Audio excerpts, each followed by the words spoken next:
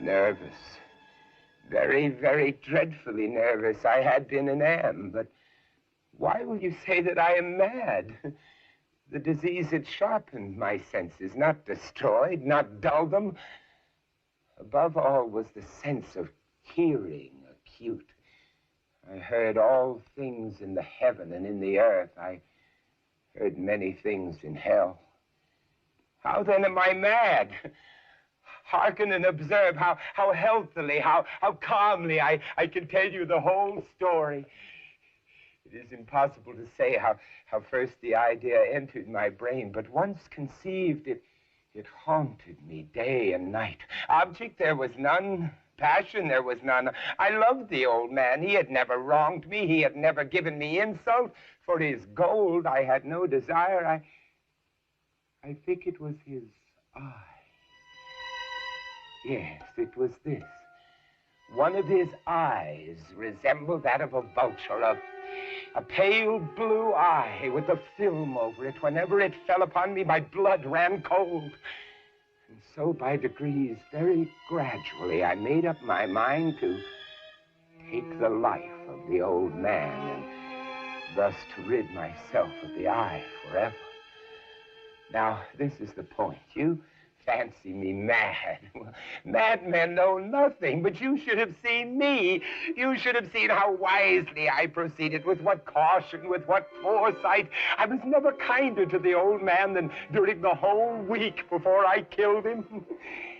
And every night, about midnight, I turned the latch of his door and I opened it, oh, so gently. And then when I had made an opening sufficient for my head, I put in a dark lantern, all closed so that no light shone out. And then I thrust in my head. Oh, you would have laughed to see how cunningly I thrust it in. I moved it very slowly, very, very slowly, so that I might not disturb the old man's sleep. It took me an hour to place my whole head within the opening, so far that I could see him as he lay upon his bed. Now, would a madman have been so wise as this? And then, when my head was well in the room, I undid the lantern cautiously. Oh, so cautiously I undid it, just so much that a single thin ray fell upon the vulture eye. This I did for 7 long nights, every night at midnight. But I found the eye always closed, and so it was impossible to do the work. For it was not the old man that vexed me, but his evil eye. And every morning when the day broke, I went boldly into the chamber and spoke courageously to him, calling him by name in a hearty tone and inquiring how he had passed the night. So you see, he would have been a very profound old man indeed to suspect that every night, just at 12, I looked in upon him while he slept. Upon the 8th night, I was more than usually cautious in opening the door. A watch's minute hand moves more quickly than did mine. Never before that night had I felt the extent of my own powers. I could scarcely contain my feelings of triumph. I had my head in the room and was about to open the lantern when my thumb slipped on the tin fastening and the old man sprang up in the bed crying out, "Who's there?" I kept quite still and said nothing. For a whole hour, I did not move a muscle. And in the meantime, I did not hear him lie down. He was still sitting up in the bed, listening. Presently, I heard a slight groan, and I knew it was the groan of long, drawn-out, mortal terror. It was not a groan of pain or of grief. Oh, no. No, it was the low, stifled sound that arises from the bottom of the soul. And overcharged with awe. I knew the sound well. Many a night, just at midnight, when all the world slept, it had welled up from my own bosom, deepening with its dreadful echo the terrors that distracted me. I say I knew it well, I knew what the old man felt, and I pitied him, although I chuckled at heart. I knew that he had been lying awake ever since the first slight noise when he had turned in the bed. His fears had been ever since growing upon him. He had been trying to fancy them causeless, but could not. He had been saying to himself, it's nothing but the wind in the chimney. It's only a mouse crossing the floor. It is merely a cricket which has made a single chirp. Yes, he'd been trying to comfort himself with these suppositions, but he had found it all in vain, because death, in approaching him, had stalked with his black shadow before him and enveloped the victim. He felt the presence of my head within the room. When I had waited a long time, very patiently, without hearing him lie down, I resolved to open a very, very little crevice in the lantern. So I opened it, oh, you cannot imagine how stealthily, until at length a single dim ray, like the thread of a spider, shot from out the crevice and full upon the vulture eye. It was open, wide open, and I grew furious as I gazed upon it. I saw it with perfect distinctness, all a dull blue, with a hideous veil over it that chilled the very marrow of my bones. But I could see nothing else of the old man's face or person, for I had directed the rays as if by instinct precisely on the damned spot. Now, have I not told you that what you mistake for madness is but over-acuteness of the senses? Now I say, there came to my ears a low, dull, quick sound, such as a watch makes when enveloped in cotton. I knew that sound well, too. It was the beating of the old man's heart. It increased my fury as the beating of a drum stimulates the soldier to courage. But even yet I refrained and kept still. I scarcely breathed. Meantime, the hellish tattoo of the heart increased. It grew quicker and quicker and quicker and louder every instant. The old man's terror must have been extreme. It grew louder, I say, louder every moment. Do you mark me well? I have told you that I am nervous, so I am. And now, at the dead hour of the night, amid the dreadful silence of this old house, so strange a noise as this excited me to uncontrollable terror. Yet for some minutes longer, I refrained and stood still. But the beating grew louder and louder. I thought the heart must burst. And now, a new anxiety seized me. The sound would be heard by a neighbor. The old man's hour had come. With a loud yell, I threw the lantern and leapt into the room. He shrieked once, only once. In an instant, I dragged him to the floor and pulled a heavy bed over him. I then smiled gaily to find the deed so far done.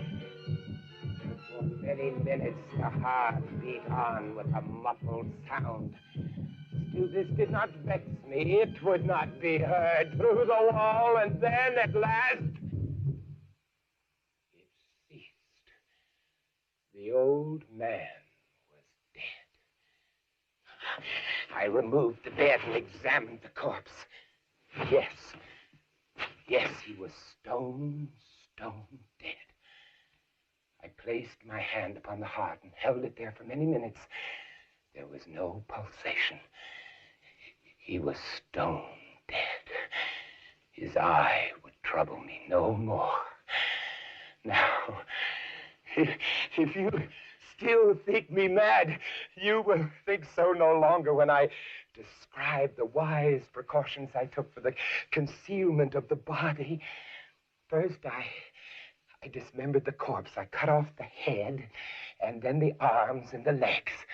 I then took up 3 planks from the flooring of the chamber, and I deposited all beneath the floor. I then replaced the boards so cleverly, so cunningly, that no human eye, not even his, could have detected anything wrong. There was nothing to wash out. No stain of any kind, no blood spot whatsoever. I had been too wary for that. A tub had caught it all. And then, when I had made an end of these labors, it was 4 o'clock, still dark as midnight.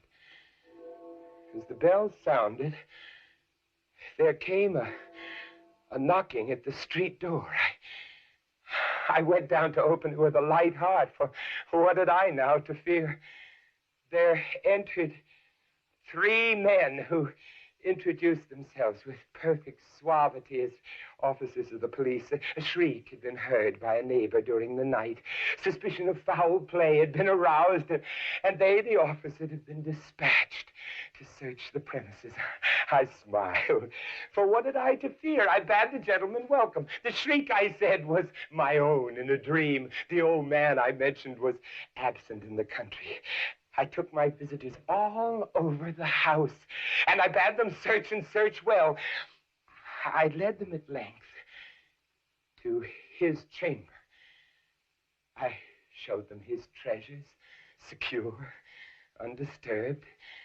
In the enthusiasm of my confidence, I brought chairs into the room and desired them here to rest from their fatigues, while I myself, in the wild audacity of my perfect triumph, placed my own seat upon the very spot beneath which reposed the corpse of the victim. The officers were satisfied my manner had convinced them. I was singularly at ease. They sat, and while I answered cheerily, they chatted familiar things. But ere long, I felt myself getting pale, and I wished them gone. My head ached, and I fancied a ringing in my ears, but still they sat and they chatted. The ringing became more distinct. I talked more freely to get rid of the feeling, but it continued and gained definitiveness until at length I found that the noise was not within my ears. It was a low, dull, quick sound, such a sound as a watch makes, enveloped in cotton. I gasped for breath, yet the officers heard it not. I talked more quickly, more vehemently, but the noise steadily increased. I arose and I argued about trifles, but the noise increased steadily. Why would they not be gone? I paced the floor to and fro with heavy strides, as if excited to fury by the observation of the men, but the noise steadily increased. Oh, God, what could I do? I foamed, I raved, I swore. I swung the chair upon which I had been sitting, grated it upon the boards, but the noise rose above all. It grew louder, louder, and still the men chatted pleasantly and smiled. Was it possible that they heard not? Oh, Almighty God, no, they heard. They suspected. They knew. They were making a mockery of my horror. I could bear those hypocritical smiles no longer. I felt that I must scream or die. And now again, hark, louder, louder, louder, louder. Villains! Dissemble no more. I admit the deed. Tear up the planks. Here, it is the beating of his hideous heart.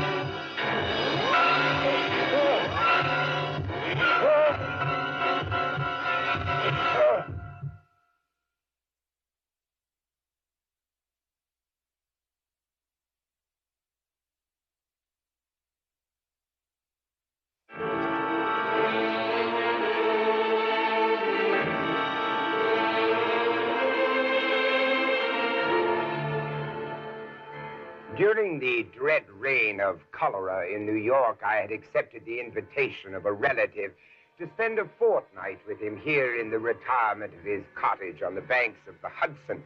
We should have passed the time pleasantly enough, but for the fearful news which reached us every morning from the populous city. Not a day elapsed which did not bring us intelligence of the decease of some acquaintance. We trembled at the approach of every messenger. The very air from the city seemed to us redolent with death. I could neither speak, think, nor dream of anything else. My host was of a less excitable temperament.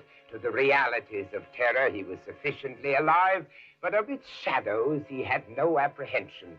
I was not so fortunate, and the palsying fears of evil and death had taken possession of my soul. My state of mind had been well primed for the terrifying incident which soon took place.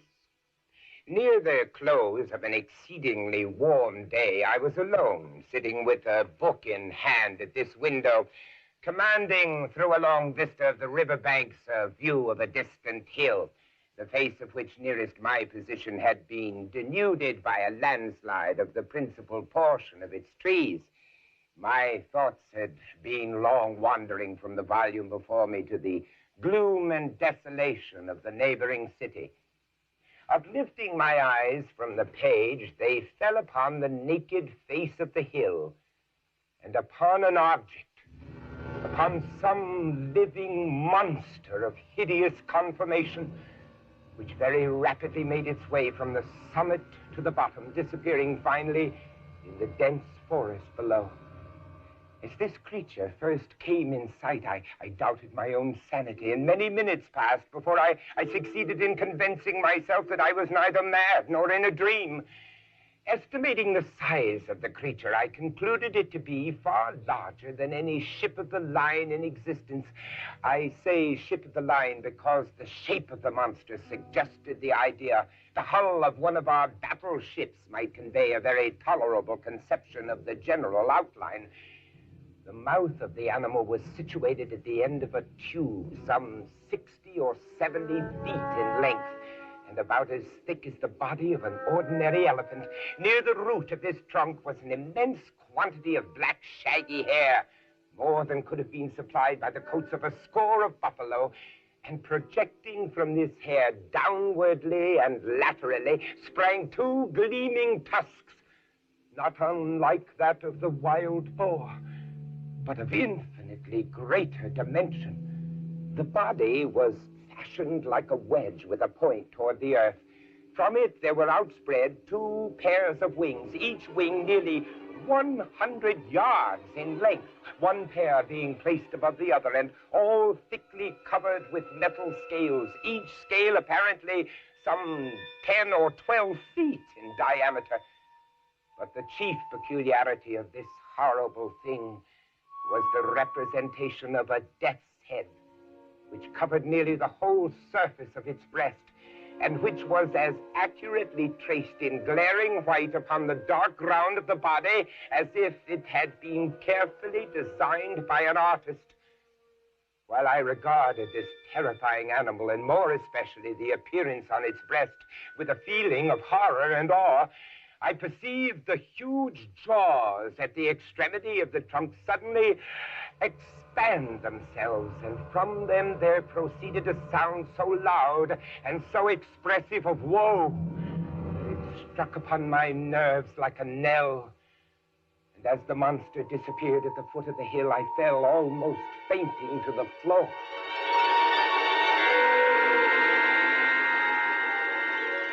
Upon recovering, my first impulse was to inform my friend of what I had seen and heard, and I can scarcely explain what feeling of repugnance it was which in the end operated to prevent me. At length, one evening, some 3 or 4 days after the occurrence, we were sitting together in this room in which I had seen the apparition, I occupying the same seat at the same window, and he lounging in this chair nearby. The association of the place and time suddenly impelled me to give him an account of the phenomenon. He heard me to the end. At first, he laughed heartily, and then he lapsed into an excessively grave demeanor, as if my insanity was a thing beyond suspicion. At this instant, I again had a distinct view of the monster, to which, with a shout of absolute terror, I now directed his attention. Look! Look! He looked eagerly, but maintained that he saw nothing, although I designated minutely the course of the creature as it made its way down the naked face of the hill. I was now immeasurably alarmed, for I considered the vision either as an omen of my death, or worse, as a forerunner of an attack of madness. I threw myself passionately back in the window seat, and for some moments I buried my face in my hands. My host, however, had in some degree resumed the calmness of his demeanor and questioned me very rigorously in respect to the confirmation of the visionary creature. When I had fully satisfied him on this head, he sighed deeply, as if relieved of some intolerable burden, and then he stepped to the bookcase and brought forth one of the ordinary synopses of natural history. He then requested me to exchange seats with him. He took my place at the window and, opening the book, resumed his discourse. But for your minuteness, he said, in describing the monster, I might never have had it in my power to demonstrate to you what it was. In the first place, let me read to you a schoolboy account of the genus Sphinx, of the family Crepuscularia, of the class of Insecta or insects. The account runs thus. 4 membranous wings covered with little colored scales of metallic appearance, mouth forming a rolled tube produced by an elongation of the jaws, upon the sides of which are found the rudiments of mandibles and downy palpi, abdomen pointed. The death-headed Sphinx has occasioned much terror among the unlearned by the melancholy kind of cry which it utters, and the insignia of death which it wears upon its corselet. He closed the book and leaned back in the seat, placing himself accurately in the position which I had occupied at the moment of beholding the monster.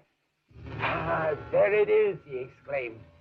"It is reascending the face of the hill, and a very remarkable creature I admit it to be. Still, it is by no means so large or so distant as you had imagined it. For the fact is that as it wriggles its way up this thread which some spider has wrought along the window sash, I find it to be about the 16th of an inch in its extreme length, and also about the 16th of an inch distant from the pupil of my eye."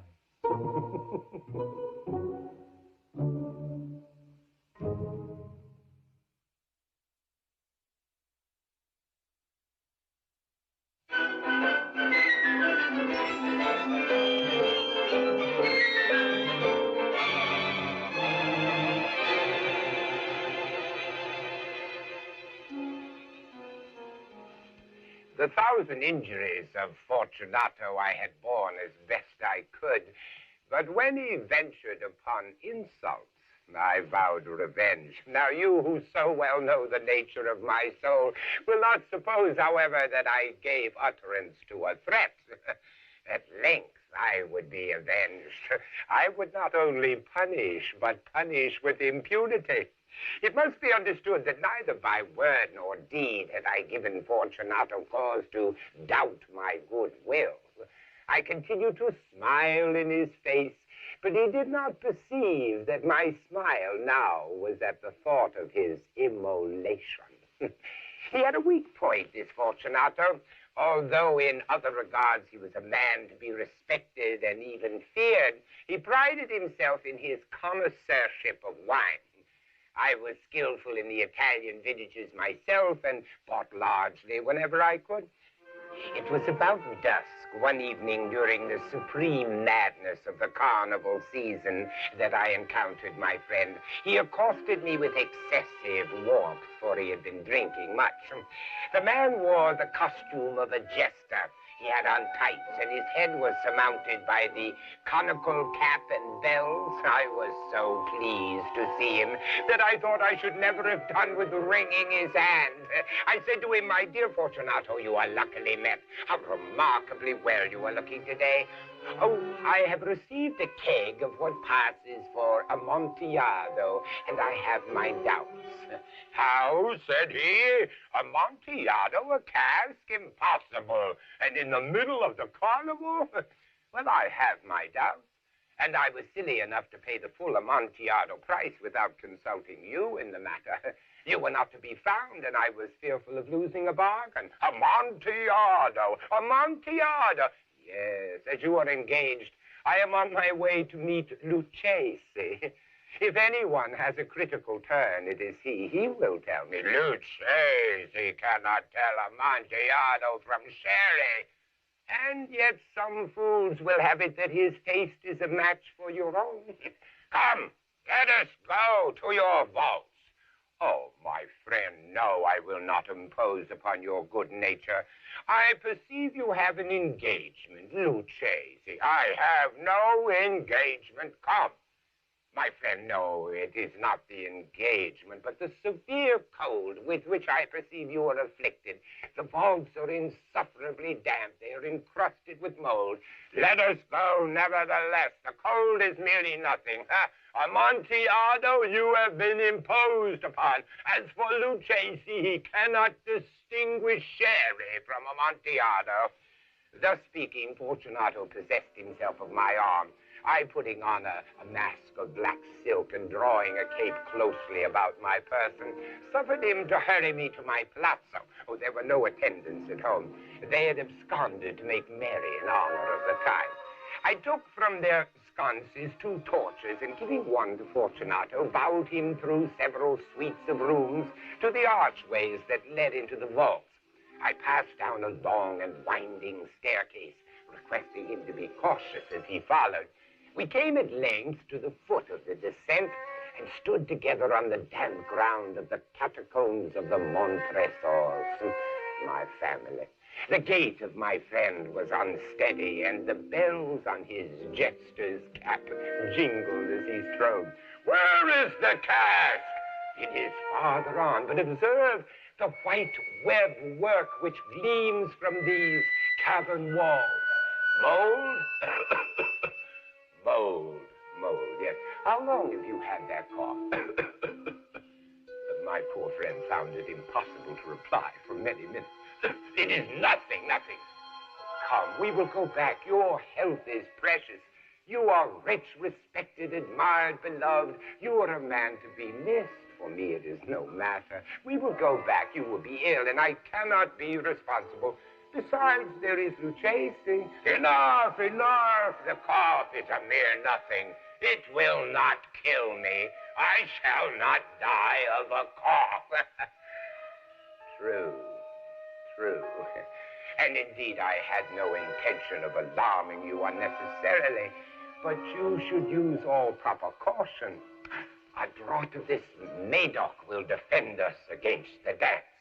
Here I knocked off the neck of a bottle which I drew from a long row of its fellows that lay upon the mold. Drink, I said, presenting him the wine. He raised it to his lips with a sneer. He paused and nodded to me familiarly while his bells jingled. I drink to the buried that repose around us, and I to your long life. Here, he again took my arm, and we proceeded. The wine sparkled in his eyes, and the bells jingled. My own fancy grew warm with the Medoc. We had passed through walls of piled bones with casks and puncheons intermingling into the inmost recesses of the catacombs.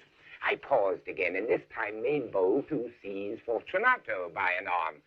The mold, you see, it increases. It hangs like moss upon the vaults. We are below the river's bed. The drops of moisture trickle among the bones. Come, we will go back ere it is too late. Your cough, it is nothing. Let us go on. Let us proceed to the Amontillado. Be it so. He leaned heavily upon my arm. We continued our route in search of the Amontillado. We passed through a range of low arches, descended, passed on, and descending again, arrived at a deep crypt in which the foulness of the air caused our torches to glow rather than flame. At the most remote end of the crypt, there appeared another room, less spacious. Its walls had been lined with human remains, piled to the vault overhead in the fashion of the great catacombs of Paris. Three sides of this interior crypt were still ornamented in this manner. From the fourth, the bones had been thrown down and lay in a mound upon the earth. Within the wall, thus exposed by the displacing of the bones, we perceived a still interior recess in depth about 4 feet, in width 3, in height 6 or 7, cut into the solid granite. Proceed. Herein is the Amontillado. As for Lucchesi, he is an ignoramus. He stepped unsteadily forward while I followed immediately at his heels. In an instant, he had reached the extremity of the niche, and finding his progress arrested by the rock, stood stupidly bewildered. In the surface of the granite, there happened to be 2 iron staples. From one depended a short chain, from the other a padlock. It was but the work of a few seconds to throw the links about his waist and secure him. He was too much astounded to resist. Withdrawing the key, I stepped back from the recess. Pass your hand over the wall, Fortunato. You cannot help but feel the mold. Indeed, it is very damp. Once more, let me implore you to return. No? Then I must positively leave you. But I must first render you all the little attentions in my power. The Amontillado. True, the Amontillado. As I said these words, I busied myself among the pile of bones of which I have spoken.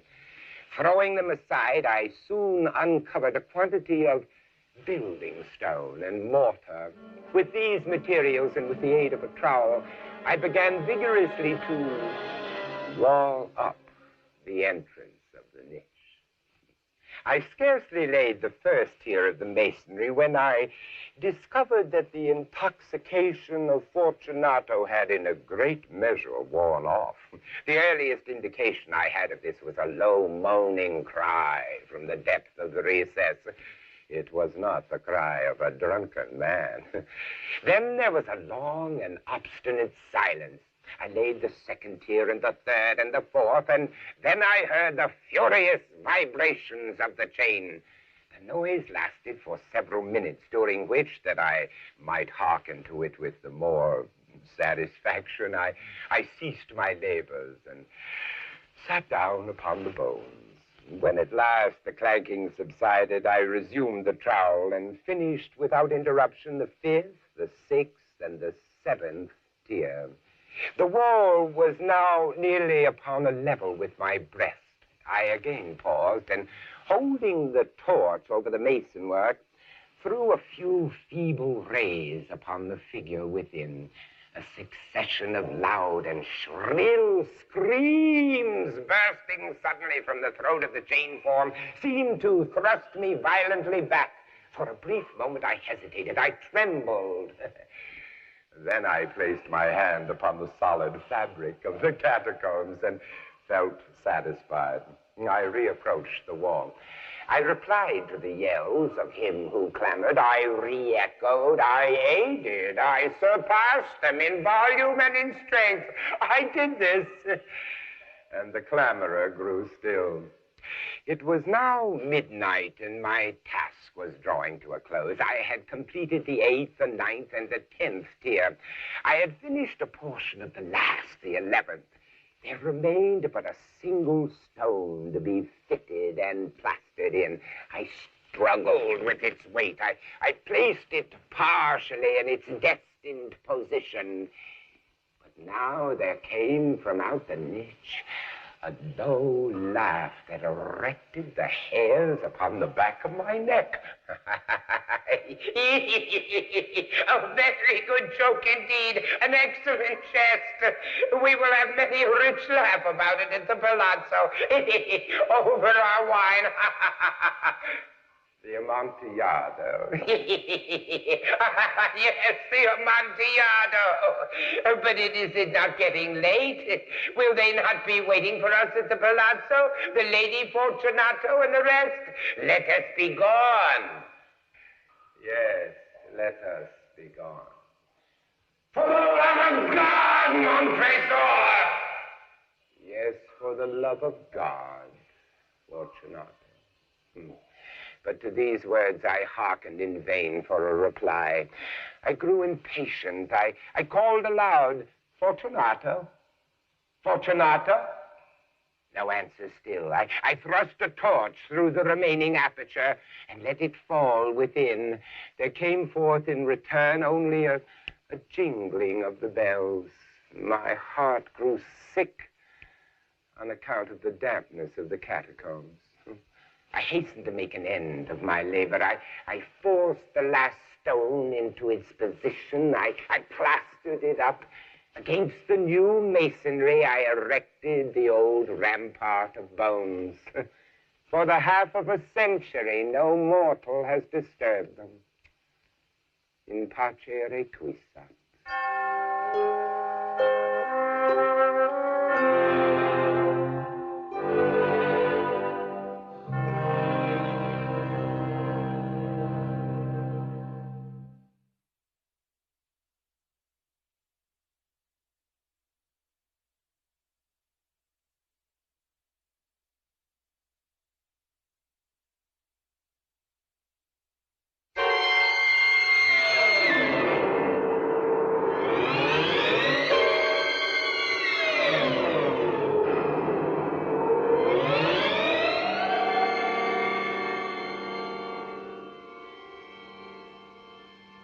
I was sick unto death with that long agony.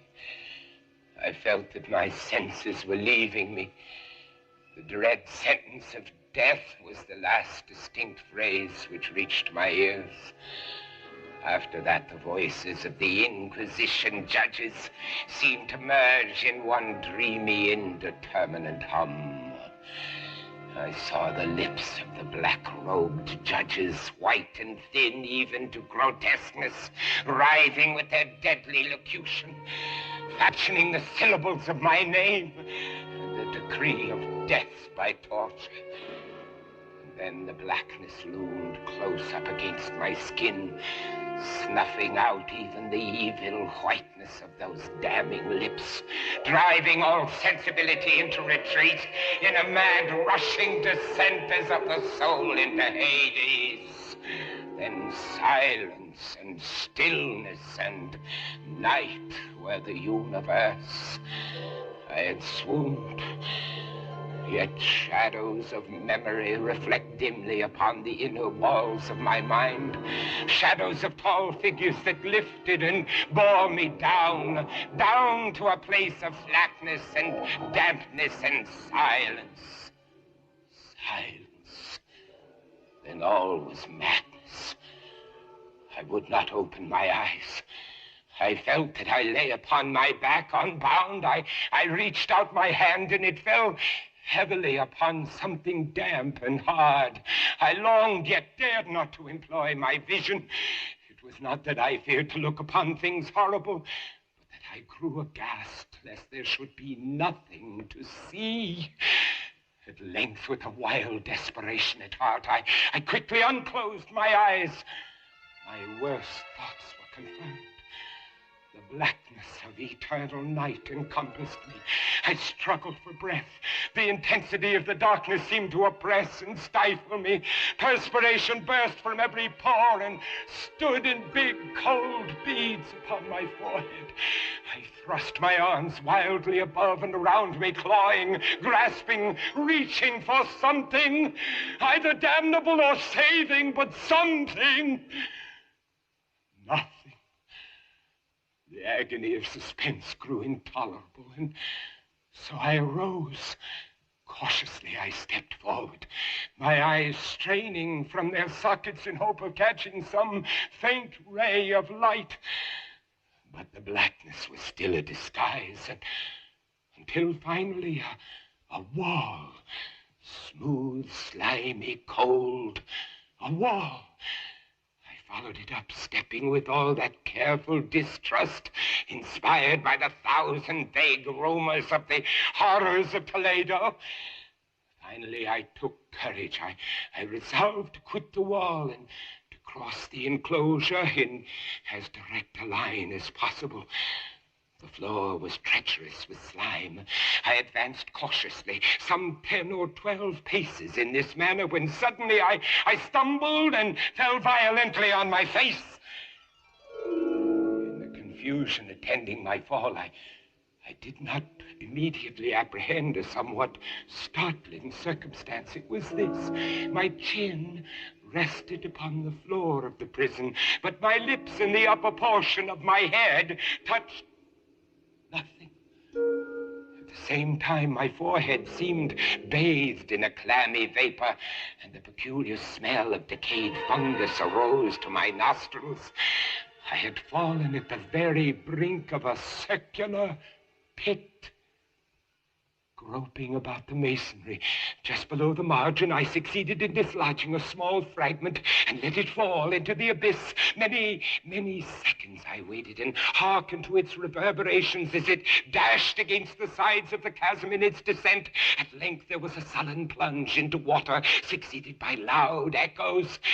At the same moment there came a sound resembling a quick opening of a door overhead, while a faint gleam of light flashed suddenly through the gloom and as suddenly faded away. Shaking in every limb, I groped my way back to the wall, resolving there to perish rather than risk the terrors of the pit. Agitation of spirit kept me awake for many long hours, but at length I fell into a deep slumber. Upon arousing, I found that objects around me were visible, a wild, sulphurous luster. By that I was enabled to see the extent and aspect of the prison. What I had taken for masonry seemed now to be iron in huge plates. Figures of hideous fiends in aspects of menace with skeleton forms overspread and disfigured the walls. In the center of the floor yawned the circular pit from whose jaws I had escaped.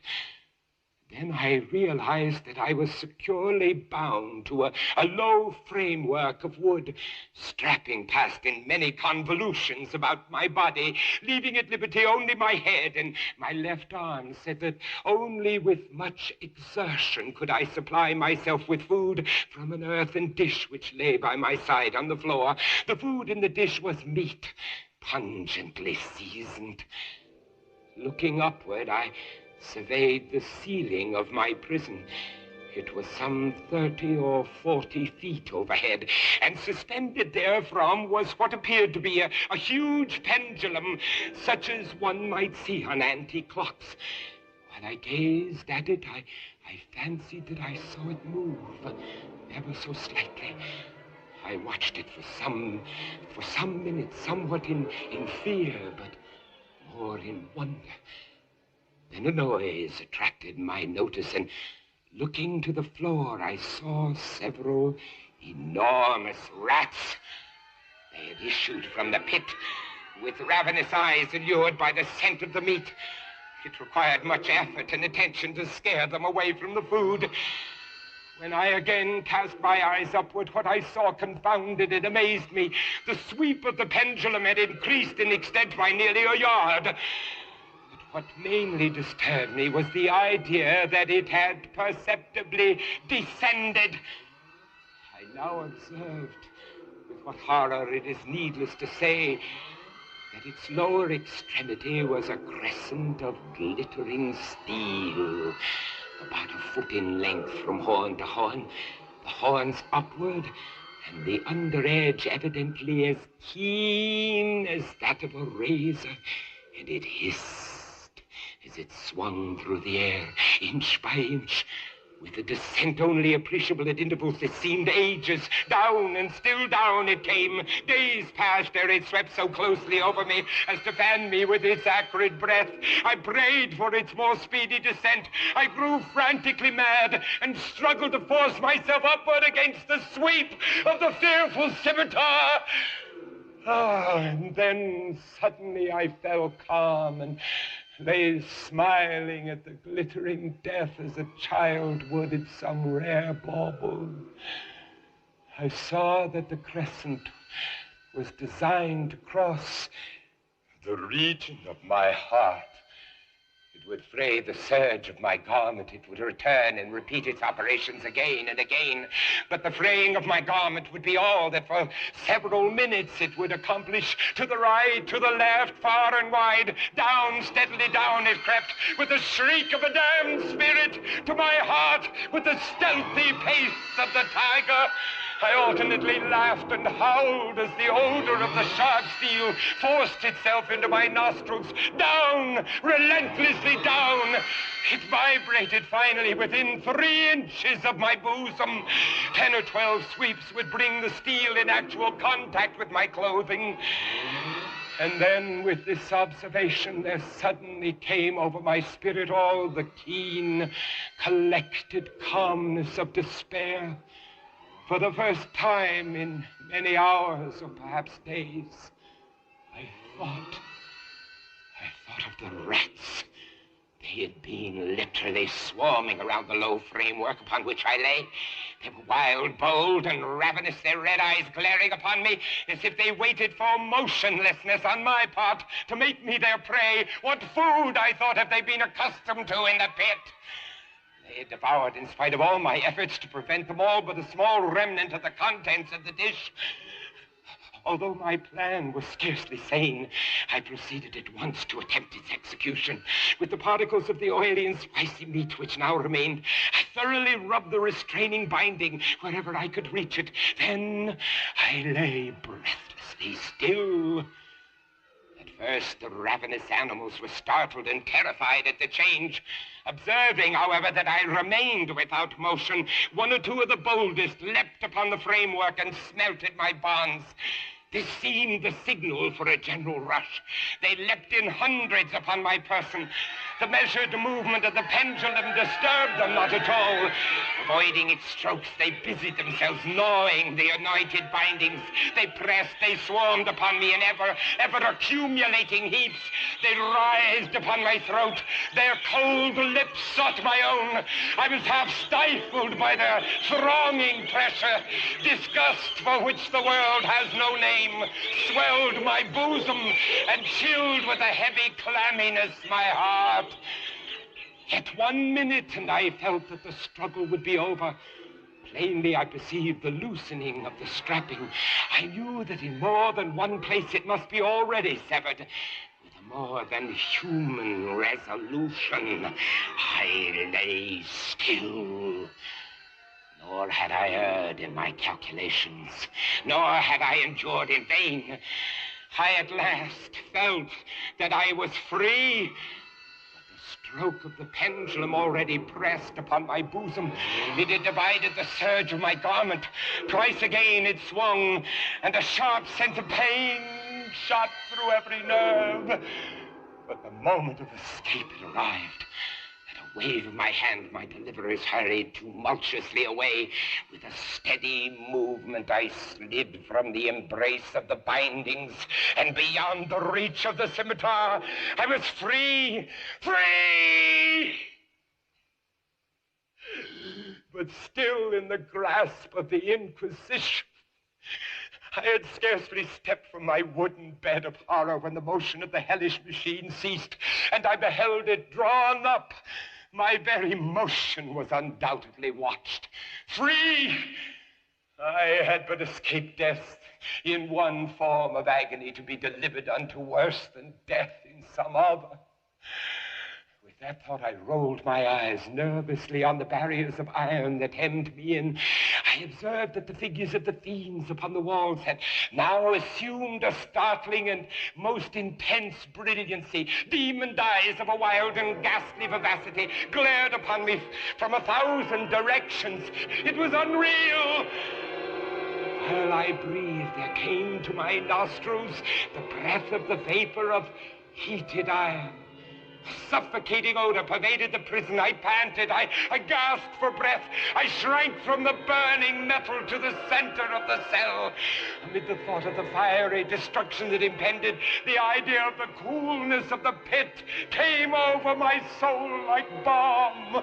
I rushed to its deadly brink. I threw my straining eyes below. The glare from the enkindled roof illuminated its inmost recesses. Yet for a wild moment did my spirit refuse to comprehend the meaning of what I saw. At length it burned its way into my soul. Oh, for a voice to speak. Oh, horror. Oh, any horror but this. The heat increased rapidly, and once again I looked up. There had been a second change in the cell, and now the change was obviously in the form. The room had been square. The fearful difference quickly increased with a low, rumbling sound. The apartment was shifting its form into that of a rectangle. Death, I screamed! Any death but that of the pit! Fool! Might I not have known that into the pit was the object of the burning iron to urge me? And now closer and closer grew the walls. I shrank back, but the closing walls pressed me resistlessly onward. At length, for my seared and writhing body, there was no longer an inch of foothold on the firm floor of the prison. I struggled no more, but the agony of my soul found vent in one long, loud, and final scream of despair. I felt that I tottered upon the brink. Then suddenly there was a discordant hum of human voices. There was a loud blast as of many trumpets. The fiery walls rushed back. An outstretched arm caught my own as I fell, fainting into the abyss. It was that of General LaSalle. The French army had entered Toledo. The Inquisition is in the hands of its enemies.